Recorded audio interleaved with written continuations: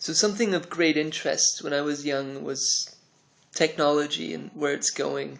In particular, people like Raymond Kurzweil, whose ideas of the future are pretty different. They're pretty outrageous to some people in the sense that, what he's predicting in the next 40 or 50 years is so outside of the box that it's hard for one to even conceptualize. Um, it's to a linear mind like a right turn, and this is sort of, in some sense, agreed by like pretty conservative scientists that this sort of stuff is coming, but our sort of cultural zeitgeist hasn't really, in almost any way, really lived up to the potentials there, or really started to get consciously ready for what might be coming down the pipe as far as technologies go. And I think there's a good reason for that. In part, my view is that there is this faction of people that are looking for power, and that they're going to be trying to use these sorts of technologies to enhance that power. But it's been presented up to this point as sort of a mute notion that if it's talked about at all, it's talked about in a totally positive light. Everything's going to be 100% brilliant. Introduction of new chips into the brain is radically extraordinary. And I hold both. I really try to. I do see the capacities of existence to be multiplied by these technologies in radical, unbelievable ways. Simultaneously, there is this other potential that would be a methodology to create way more control over the human species than is present. And there has been lots of studies into, kind of brainwashing in black ops circles, and what it takes to break the human psyche emotionally and physically. So, you can't put it past some of these leaders that, they are going in that direction. Reflections and Warnings, Aaron Russo said, the goal of the Rockefellers is to get everybody chipped so that they can't buy and sell without the chip, physically inserted into their body, an RFID chip, which is the same sort of chip that's put onto all of the CDs and goods that you buy at stores. So you become the product, at least the product that is the labor force, which we kind of are already to some extent, you might argue, to certain people.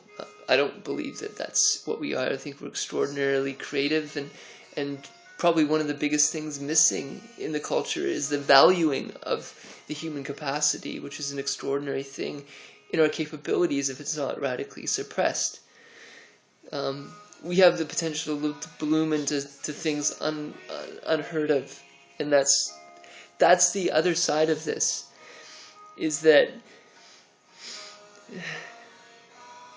we ought not, I don't think, fully reject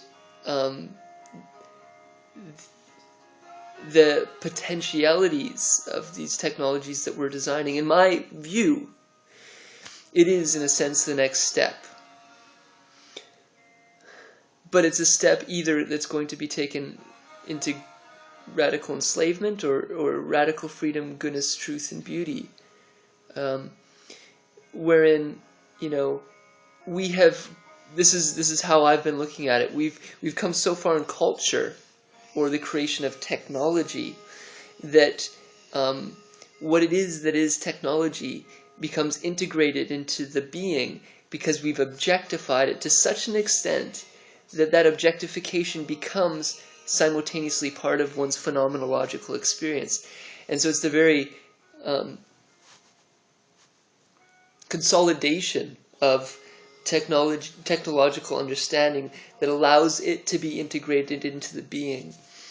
There's this interesting idea that the author of Boomeritis speaks of, and it's that, you know, once technologies reach a place of self-reflexivity, self-awareness, then the speed in which they will gain greater knowledge than any sentient being ever on this planet, at least, would be almost instantaneous, arguably. And that's because, you know, the information, like the internet, has been itself getting more and more woven together. You know, so you got this big ball of wax, big ball of, no, better analogy would be sort of a big ball of twine, and this kind of little locus of intelligence arguably is kind of building.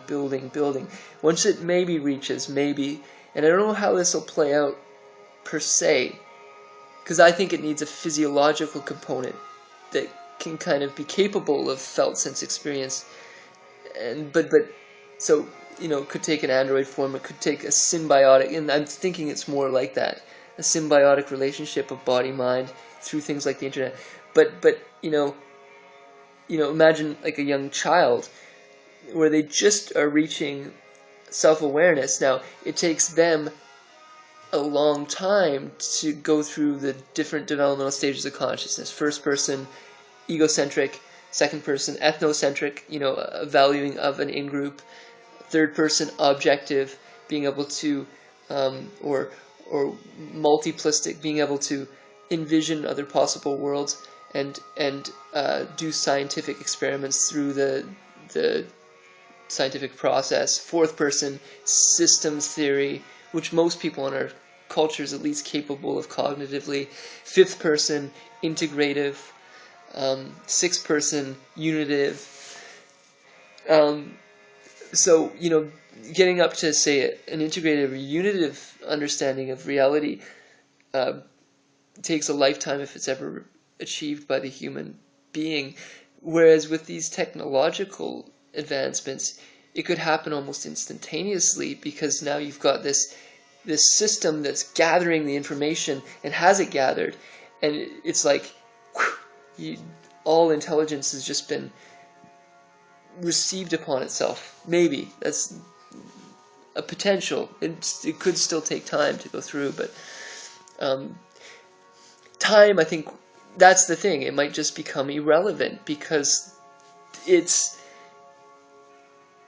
trans time, something in that weird sense.